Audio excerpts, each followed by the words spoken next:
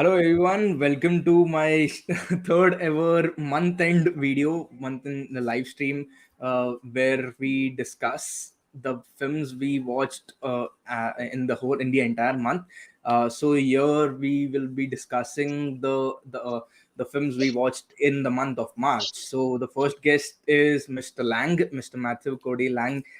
He like Matt is that guy who is just like whenever I tell Matt to come to my like ask Matt to come to my channel, he's ever ready to just talk about his favorite films anytime. So welcome Matt to my podcast and another another fellow cinephile Abhinandan, like he's making the podcast debut in my channel, like not a podcast debut but a debut in my channel.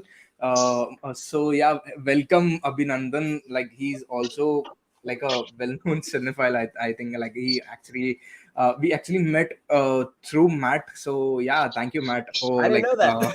That's cool. wow, Now yeah. you're famous. Yay. Great. But yeah, let's just begin. Let's just start dive into Yeah. movies. First of all, Matt, just mention five films. Which five films did you watch in in the month of March? Which first five films?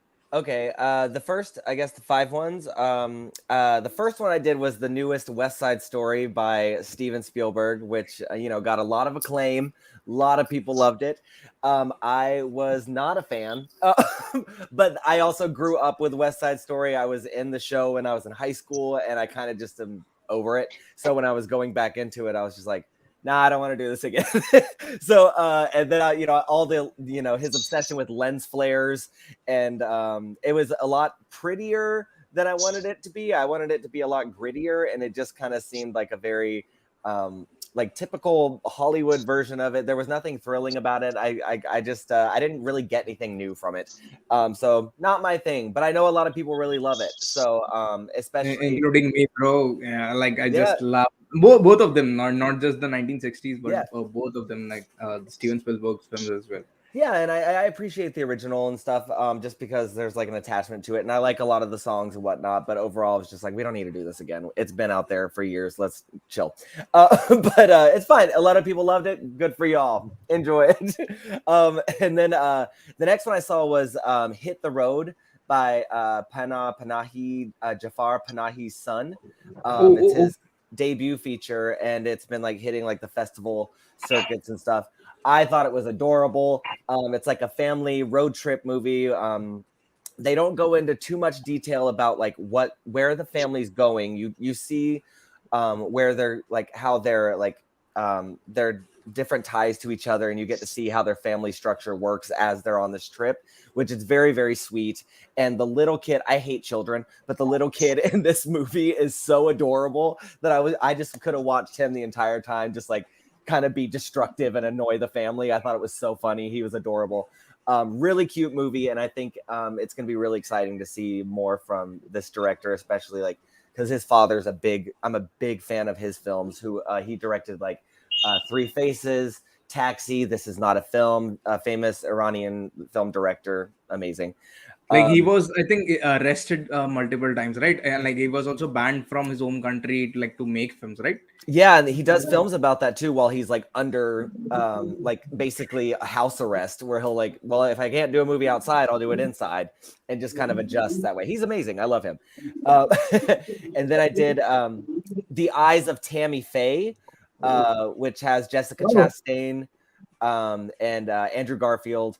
It's about like a famous like televangelist woman who is a bit like not so crazy and but also very open in a surprising twist. And she was a very fascinating woman, and I think Jessica Chastain did a fantastic job playing this woman. It was actually my favorite thing I've seen Jessica Chastain do, though I hate biopics. I'm not a fan of them. I think they're I'd rather watch a Wikipedia page or just like read a Wikipedia page than do this. But I thought she was really nice. I didn't care for the makeup, even though the woman's makeup, Tammy Faye, her makeup was always like a mess. It's still the jowls that they added to her face and like Andrew Garfield's face were just so distracting. I was just like, stop this. And the director, I think it's David Wayne. I think, is that who it is? It's one of the, oh no, Michael Showalter, who's like friends with him. Usually does some like really quirky stuff, and I think it would have been awesome if they integrated a little bit more of that in this, because I think they relied on just her quirkiness instead of his kind of vision.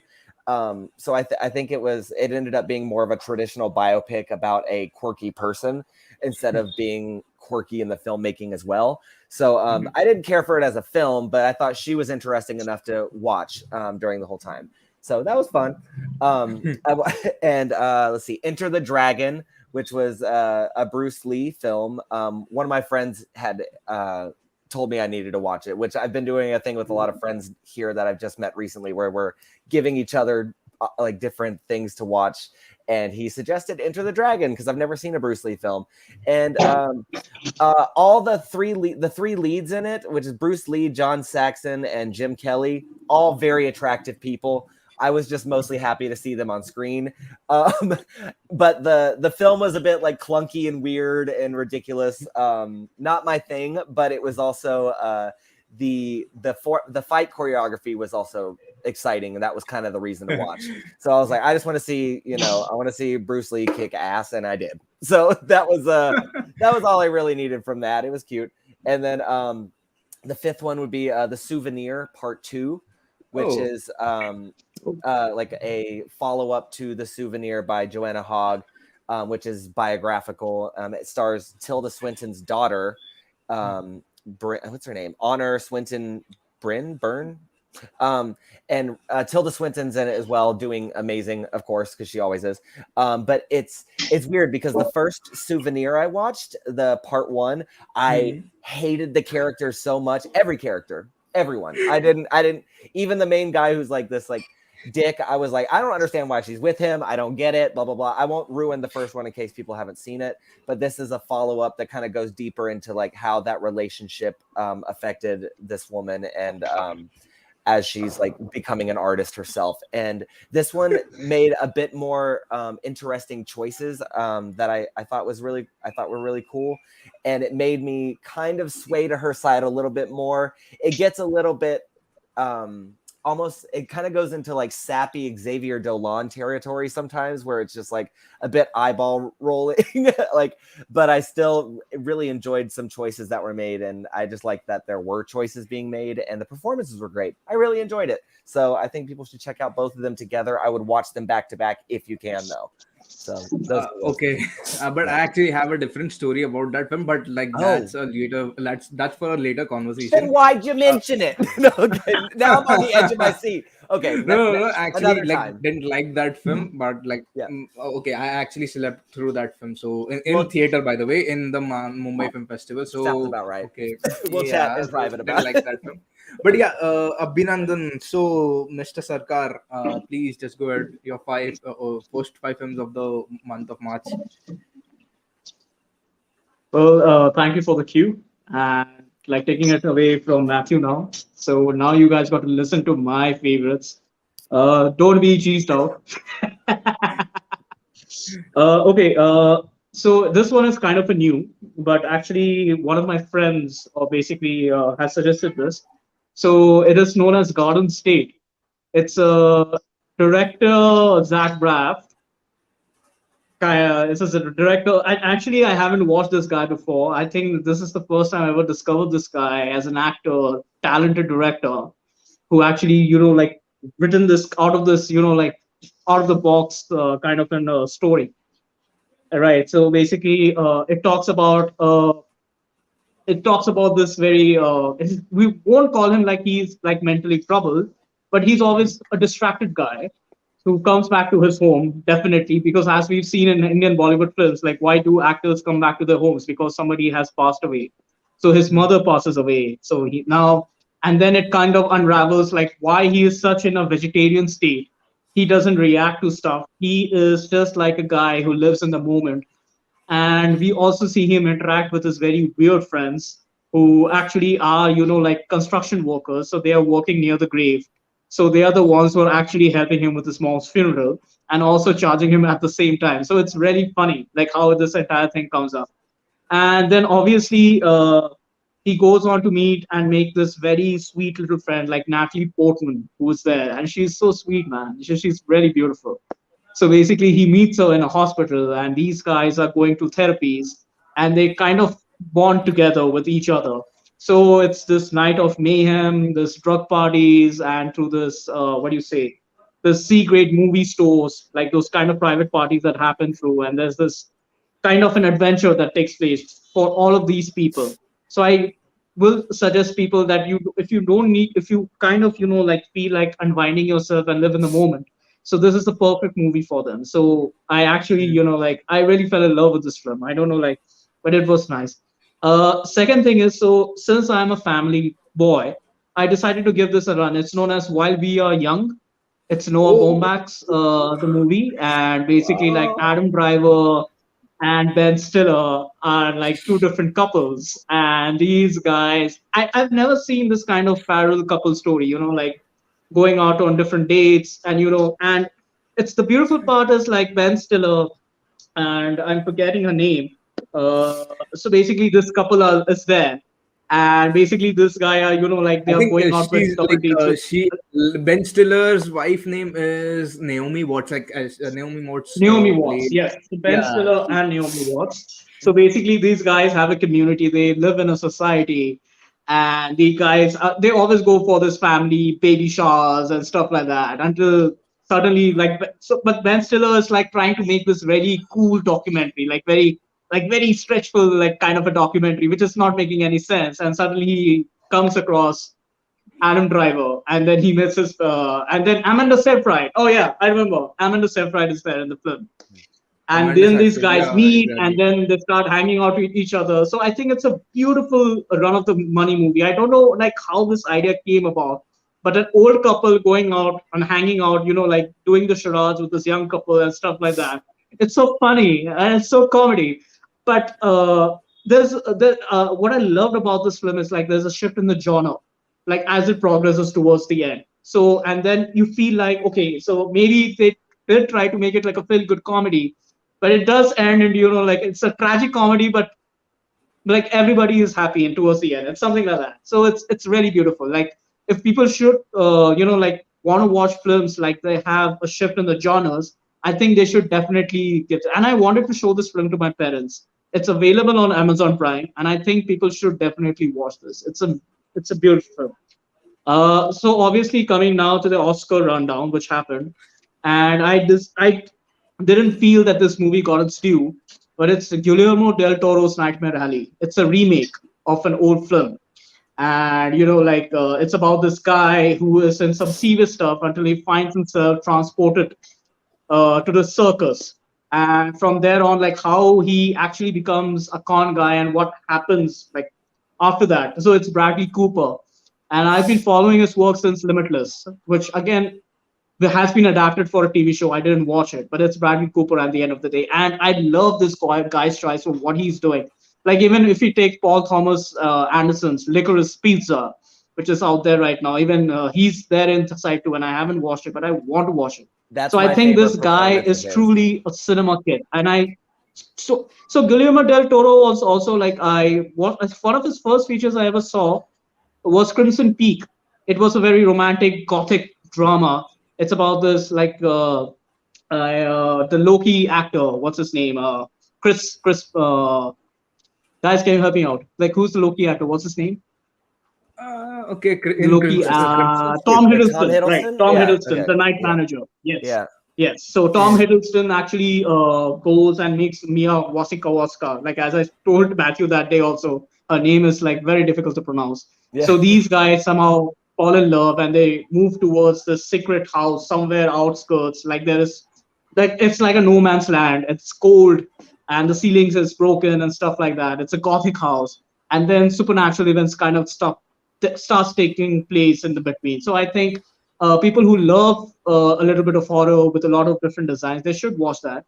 But then again, coming Okay. back to Nightmare Alley, it's again it's one of those craziest supernatural drama, but it's not very horror. It's like a proper out there, and it does take it time to get to its point, but it's a very beautiful film at the end of the day. Okay. So that is that.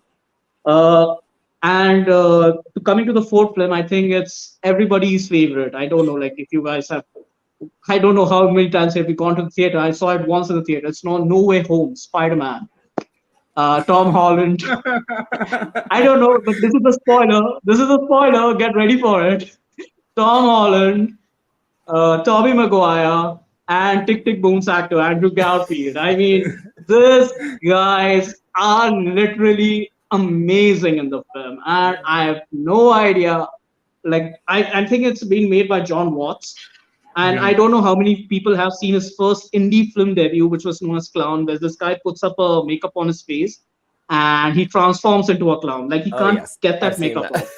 It's Yeah, like he did this very sort of, like this B grade horror films, that's and the same the tone director. in No Way Home is so.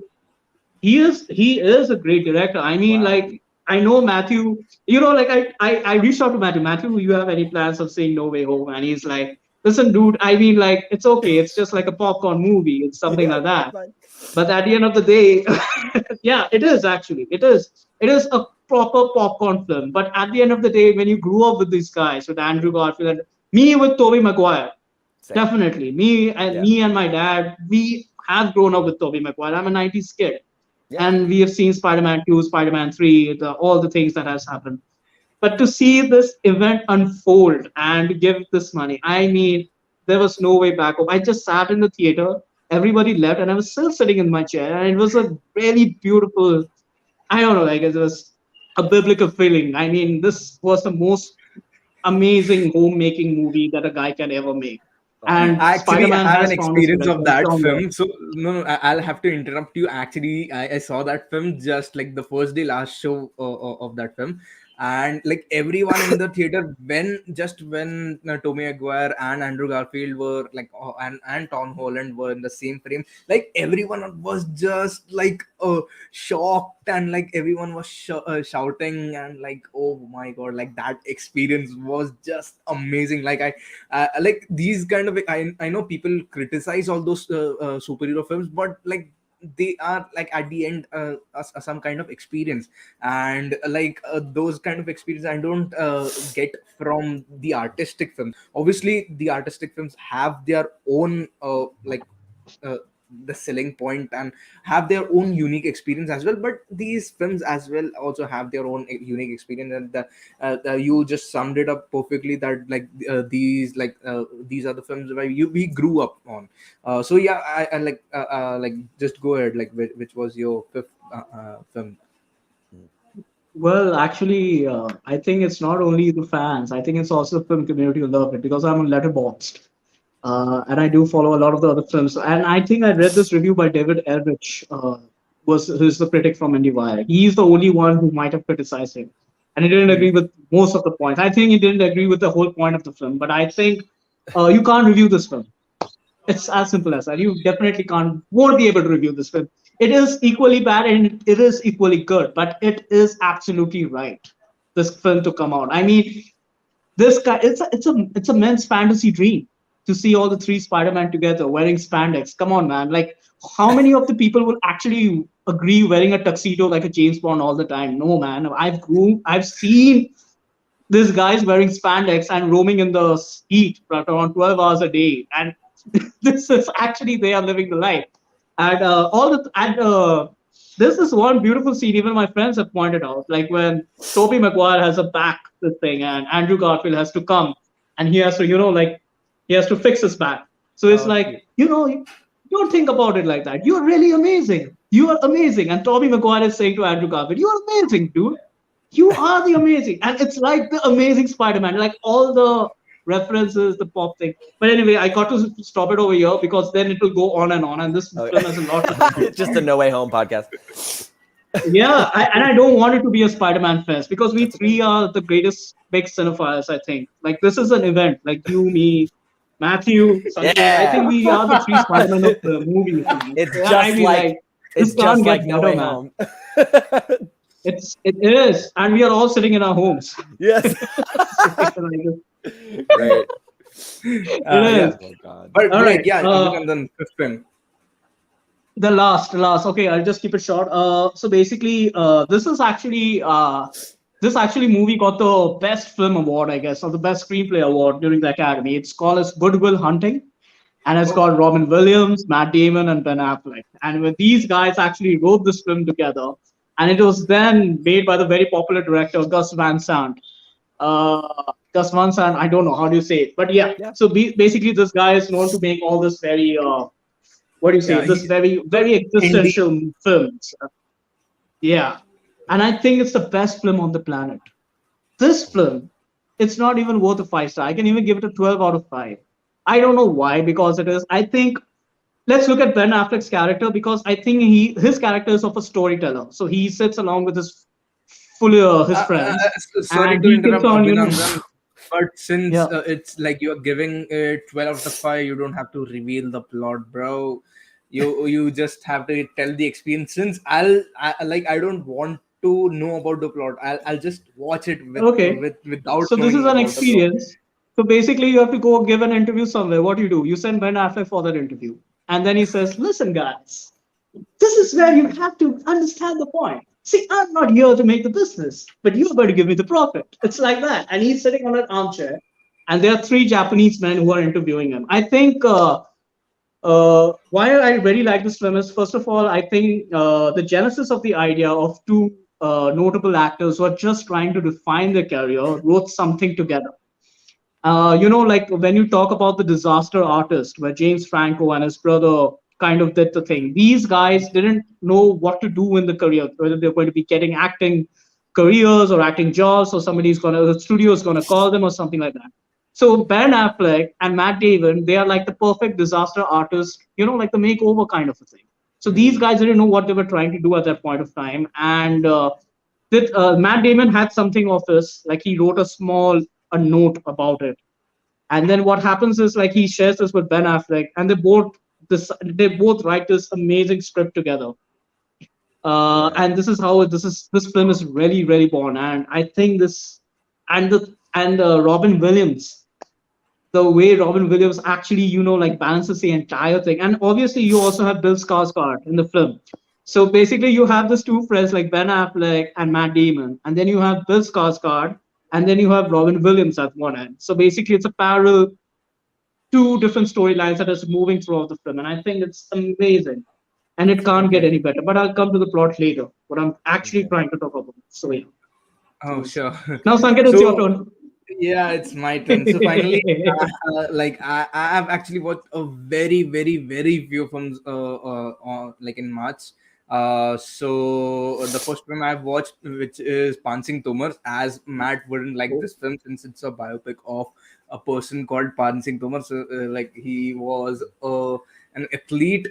He was an athlete for, and he actually represented India in like the I don't know which, I'm just forgetting the hurdles. Yeah, something about the hurdles. Like he was an athlete and he used to run along the hurdles and like which I don't like. I'm actually forgetting which race is it.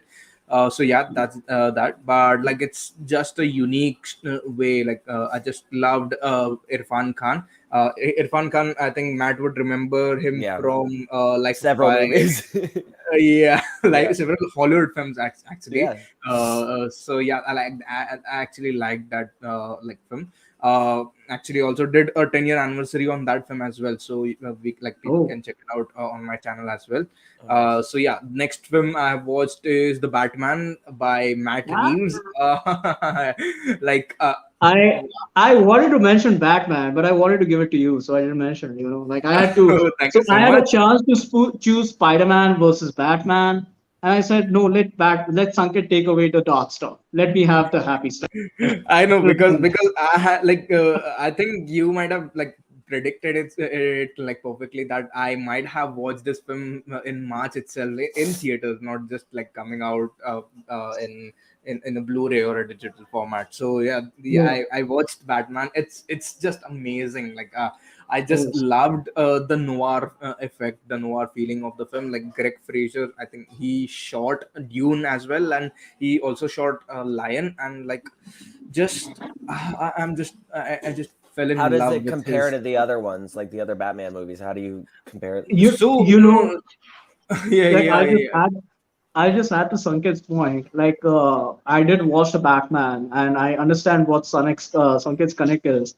When I actually had watched the Planet of the Apes, the trilogy that Mhm. Matt Reeves did, and when Batman had actually the first promo actually came out, it just felt like they took the Caesar's character, the ape character, and they put a Batman costume on him Oh, really? because the psychology of because there are so many similar references to Caesar in this film, like how Batman looks, or basically like how he is, like trying to navigate this chaotic mess in Gotham City. Because this movie is not about Batman; it's about the Batman universe. And when Mhm. in your Matt Reeves movie, it's about the universe. It can't be about the protagonist at all. Um, So yeah, over to Sanket. So yeah, Sanket, Yeah, what I else? just loved it. Like it's like it felt like a detective film. Like I loved those all like noir films from the 70s itself, like Chinatown and all those films, Night Moves. I absolutely loved that film. And the other film, the next film I watched is Kahani. Wow, man! Like no one shoots Calcutta, the city of Calcutta, which like it's in the eastern part of India, mhm. like better than Sujoi Ghosh. Kahani meaning story. I think for Matt, Yeah. I'll translate Kahani. So story. It's like it's a what would I say? It's a thriller, Matt. Like it's such a good thriller, but I don't think you will love it. Like you are all those Tarkovsky fans, but like I don't know. I I just like watched different this. shit.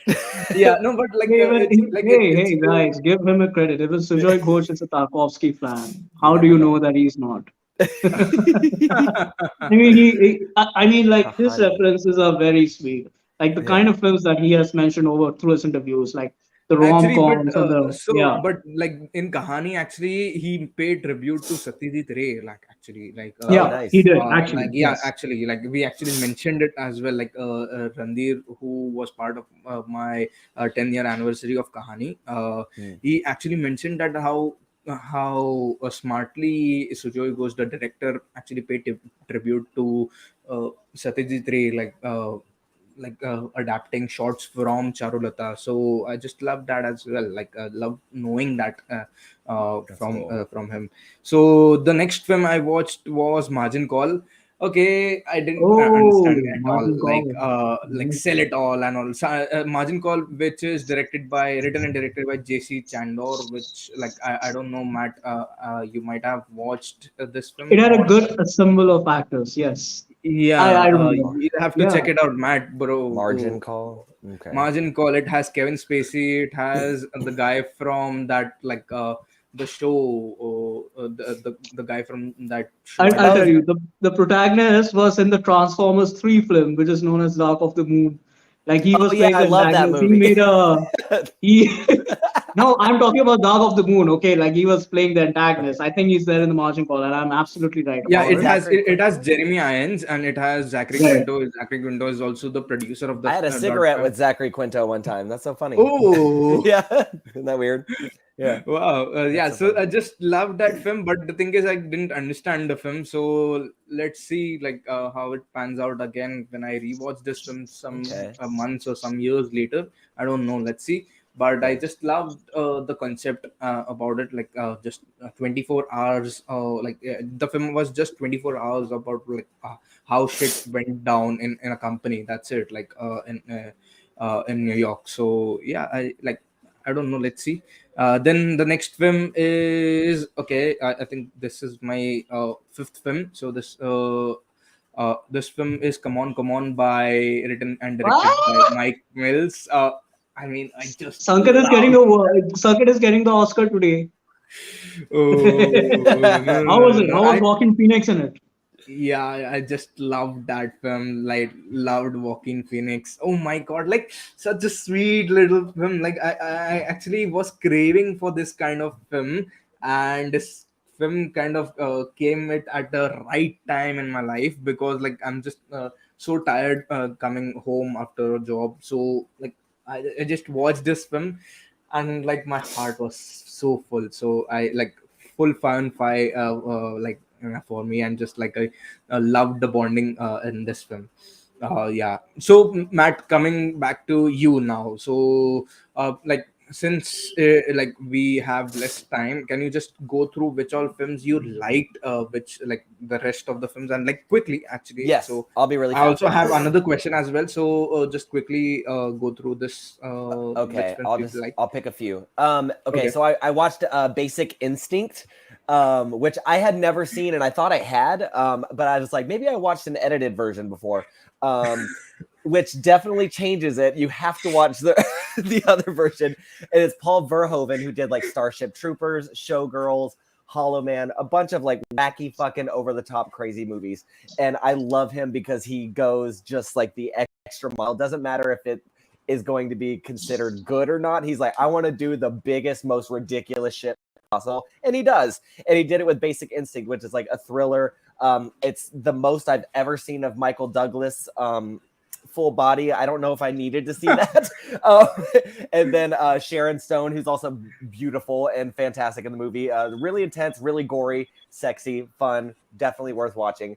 The next one would be like La Jetée by Chris Marker. It's also on the Criterion Channel. It is an experimental like 28-minute short film. And it's done in like snapshots and like still images and stuff, and it's like a sci-fi time travel kind of thing, and it's very wild, and for some reason it worked so. Is everybody? Wait, did I lose everyone? No, no. So I just No, you like didn't. Oh, I I got terrible. actually I was love the like, poster behind you, Matthew. sorry. The poster that is behind you on your wall, the woman who ran. Yeah, that's Hong Sang-soo. It's one of my favorite directors. I'm obsessed with him. But Great. let's see. And then La Jetée, I would say if you want something really quick and easy, it's a really cool, exciting little movie. But I loved it. And let's see. I saw Casablanca for the first time. Never seen it until recently. I avoided it for so long because I thought it was going to be like this long, epic, dry, like classic Hollywood thing. But it's actually really short. It's like almost like 90 minutes. And I thought all the side characters were super interesting. I thought the story was super interesting. The two lead characters I didn't care for, but I thought the performances were great. It's a fun little Hollywood classic. I was really excited about it. And very surprised. Let's see, Under the Silver Lake, which is like this kind of pop noir film that takes place in LA, and it has Andrew Garfield in it, who's doing wonderful stuff in it.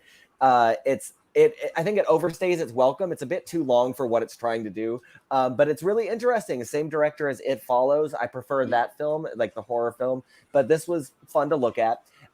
Let's see, Trouble Every Day. It's Claire Denis, who's a like French film director. Right. Here's a little photo of it, but it's like about these like cannibals that fall in love, and it follows them around, just trying to figure out different things that's going on with them. It's very cryptic, but one of the more like the easier to follow films of hers. She's a director I've been exploring more of, and she did like Beau Travail and this film called The I think Intruder. White Materials, and even Yes. The like Third Life, I guess, she- the one with the Robert Pattinson and the space movie. Yes. yeah, High High Life. Life, High Yeah. Life, yeah. High Life. Sorry, Third yeah. Life. I'm actually, it's not Third Life, it's High Life. It's High first Life, person. But I she's think super that interesting. but that was, I think, one of those films which actually launched a good career for Robert Pattinson. Like it was a Yeah, good it time did as well, actually. and even That High good Life as time, well for sure. yeah, absolutely. So yeah, go ahead, Matt. Let's see. I would say that one's great. I just really love that. The Panic in Needle Park, which is one I avoided for so long because I thought it was going to be a Hollywood's approach to like heroin addiction, but it's a lot grittier than I expected it to be. And it has Al Pacino before he did the Godfather series. I think this is like kind of what got him to do that. And it's the best thing I've seen him do. It's my favorite performance I've seen him do. I've never found him attractive until this movie, which is upsetting because he plays like a homeless drug addict, and I'm like, ooh, but he's so good in it, and it's really intense, but it doesn't like leave you with this like fully depressing thing, like you think it's going to be this like just sheer like downward spiral, like Requiem for a Dream or something. It goes there, but it's more about the love story between the two main characters. I highly recommend it. It's difficult to find, but if you can find it, watch it. It's fantastic.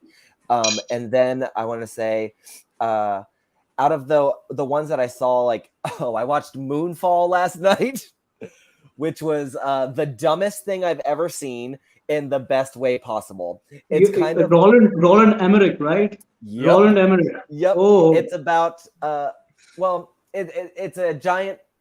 It kind of like makes up a myth about the moon, and that's all I'll say. But it's them trying to figure out what's going to happen because the moon's coming closer to Earth and going to like blow up. So is it like Melancholia? No, it is. It's like I'd say it's like, oh my god, it's like the I don't even know how to explain it. It's kind of like, have you seen Troll 2 or The Room? It's like a really bad movie, but it's so earnest in what it's trying to do that you're just like, it takes all the silly tropes of like action movies and end of the world movies and does all of them. It is by the books, like the script is terrible. Everything about it is just a fucking mess, but I could not take my eyes off of it. I hope there's a sequel. It kind of sets itself up for one.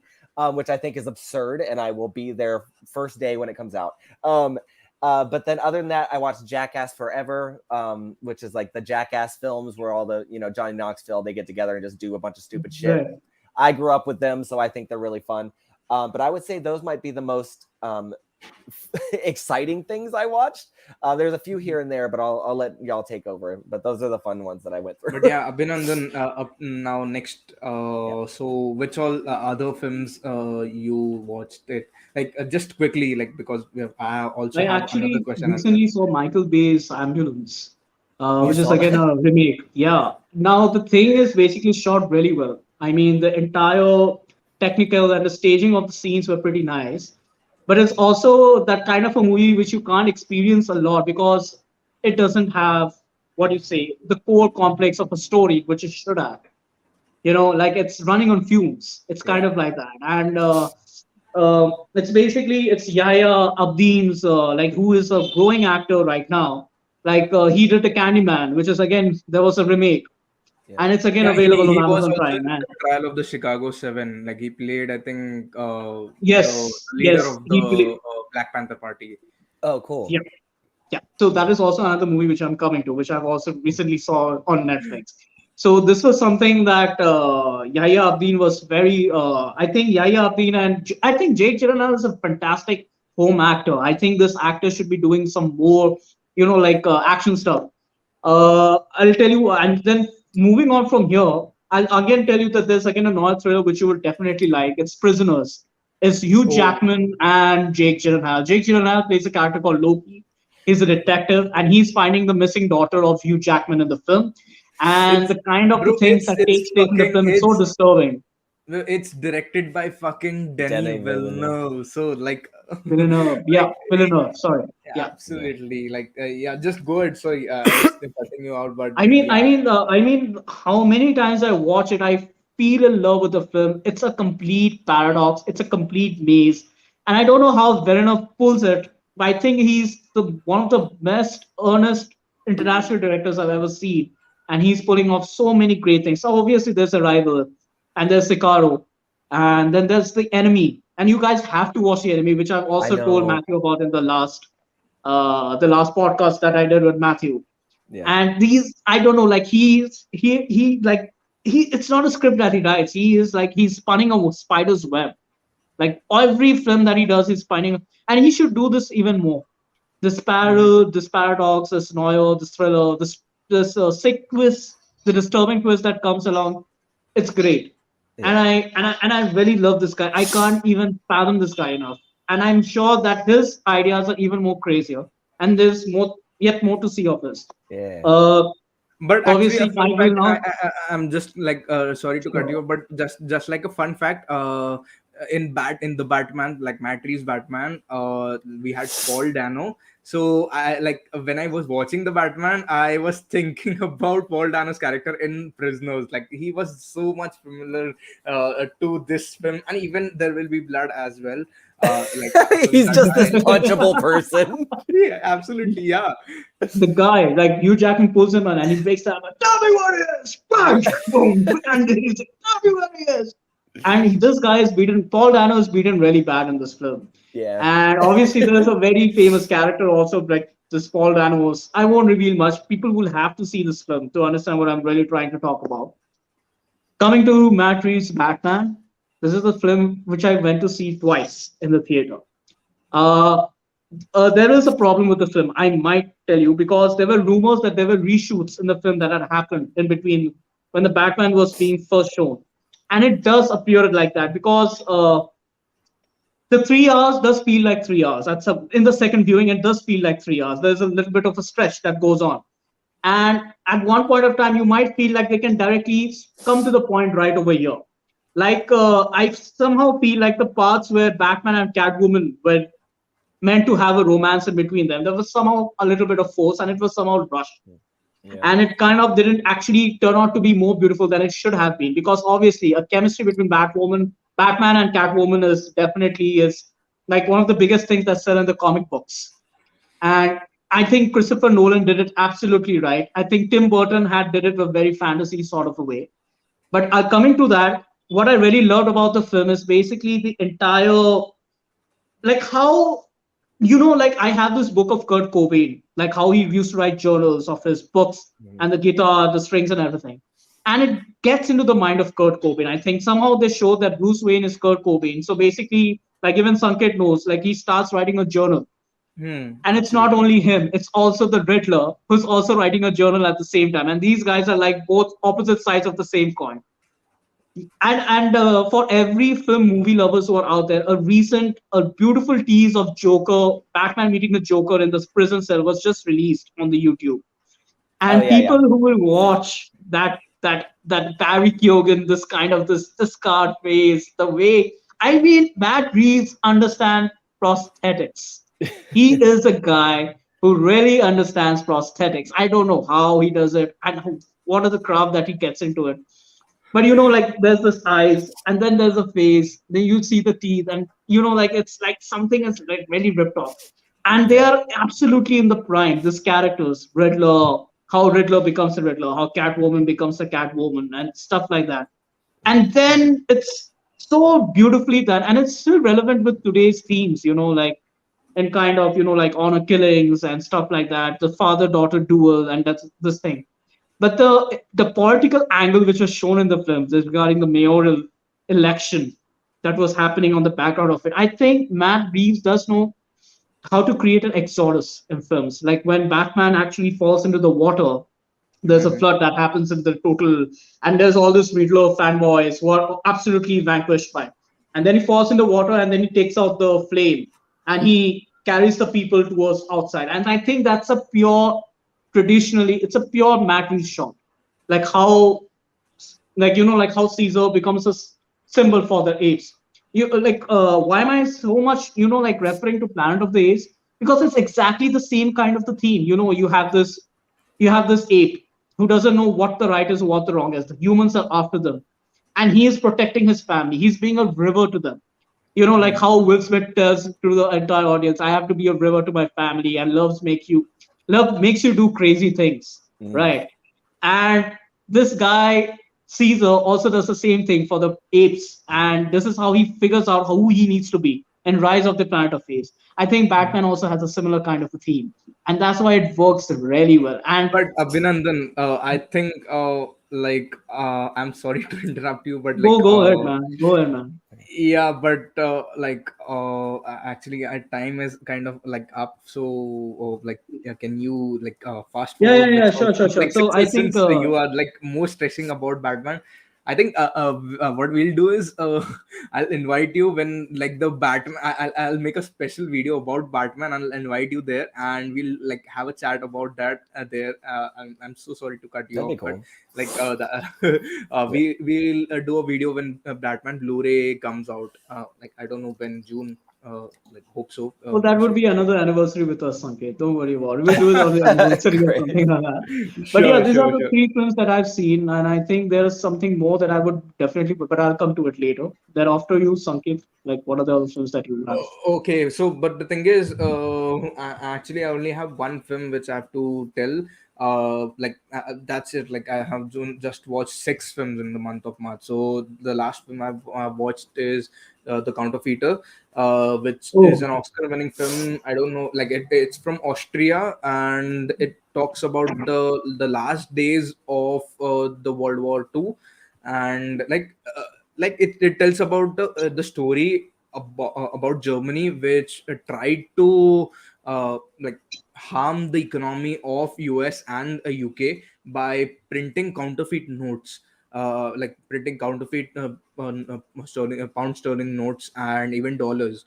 That was an interesting concept, and actually, and like that was an interesting what should I say, a film in general. Like it felt like a documentary, I would say.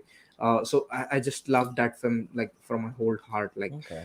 but that's it for me actually. But a question to you guys, Matt and Abhinandan. Matt, you go first. Like, which films are you excited to watch in the month of April? Like just quickly, you don't have to tell the reason, but yeah, just quickly add some titles. I'm about to watch Ahed's Knee, which is the new Nadav Lapid film who Lapid did film. Synonyms and The Kindergarten Teacher. I think I'm gonna watch that tonight because I found it. I'm so excited. And I'm seeing Memoria in theaters. Oh, that's in May. but I'm seeing it in theater. I'm seeing Princess Mononoke for the first time in IMAX in a week, I think. Okay. It's like a special event they're doing, and I think it's one of like the major like Miyazaki films I've yet to see. So I'm really excited to see it for the first time in IMAX. But other stuff, I don't know. We'll see. I just gotta wait and see what comes my way. Abhinandan. I have only one film. It's known as The Northman. Oh yeah. Oh, Robert Eggers. Bjork. Alexander Skarsgård and the entire cast, which is obviously Anna Taylor-Joy and all the others. Bjork. Were Yeah, Bjork, Bjork as well. Bjork, That's Bjork. Yes, my Bjork girl. is there. Yes. And I think I would love to, I would really love to explore this genre, man. I think this guy Robert, who is the director, Eggers. like he's also Robert Pattinson, Robert. So basically, Robert Eggers, right? Yeah. He Yeah. did The Witch, and then he did The Lighthouse, and now The Northman. I have not seen The Witch. I've seen bits of Lighthouse, but I really want to, want to go into a theater and I want to watch it. Like I want to embrace the horrors that he wants to show us. Yeah. I Okay. seriously want to watch it in the theater. I don't know, like, is it coming out in April? Yeah. Any I idea, don't know, guys? Very but soon. like, Yeah. yeah, I don't know, but It's really when it's soon. coming Don't out. tell me it's like Spencer, man. That Kristen Stewart film comes out after, like the original print is already out Oh it's yeah. available for streaming. I Yeah. don't want it to be Absolutely. like this. I want it to, like go and watch it with a good audience. I It'll hope be there in is the theater. audience Yeah. who embrace this kind of films in India, which is a kind of a rarity. That's cool. Absolutely. Yeah. But I don't, I also actually don't know which films I'm excited to watch in April. I don't know which films are releasing in May, but I definitely know which film is releasing in which film is releasing in April. I don't know which films are releasing it, but there's one film I'm excited to watch in May, as Matt mentioned. He'll be watching, I don't know which film, but I'll be watching Tom Cruise's this film, Top Top Gun Gun. Top Maverick? Gun. Top Gun I'm Maverick? really excited to watch Yeah. that film. I don't know, like, here's the thing. Whenever I'm super excited to watch a film, like I'm super excited, I'm pumped up to watch that film. That film always, I would say, like, don't get much good reviews. I think so. I don't know, like, this might just happen with Top Gun Maverick as well. So I don't know, but like I It'll think be I'll fun, watch I'm that. sure. Yeah, that will be fun, I'm sure, because I like actually It I will be grew up watching fun. that film. It will be great fun because the guy who's directing it, very few people know, he has also directed Tron Legacy. Hmm. Oh. Right. And he has also created a movie based out of his own comic book, which is known as Oblivion, which he did with Tom Cruise. Oh Hmm. So yeah. this guy is like a 3D architect. He's an animator. And Hmm. the scenes that he has choreographed, the environments that he has shown, and these are all practical scenes. There is no CGI. And I Okay. think Oh. Sanket knows it better than me. And the kind of situations that the way this entire and Jerry Bruckheimer, who is the Yeah, producer the of the film, producer who of the was film. also the producer of the earlier films, as again, like John, I think this movie is going to have packed seats. Take it from me, in the theater. It is Hmm. going to be, because Top Gun is always Top Gun, and I think even my father has seen it. Yeah. So Yeah. But yeah, absolutely, like that's a conversation in, like, in May, like in May, and like we'll have a conversation. But yeah, thank you so much, Matt, and thank you so much, Abhinandan, for coming to my podcast. Yeah, thank you, Thank you. like you all, and thank thank you you. everyone who, like, to a few people actually who joined us in the live stream. So yeah, and also thank you, Matt and Abhinandan, for giving me some great recommendations to Same. watch, like to But but films to but watch. Sanket took the Oscar. The Sanket took the Oscar, and me You and can Matthew have are it. still debating. Like, okay, have I made my notes properly today? Oh No. my God. Yes. But wow, thank you so much, and I'll see you both in another video. Yeah. Thank you so Yeah, much. Have absolutely. fun. We should do it. Yeah.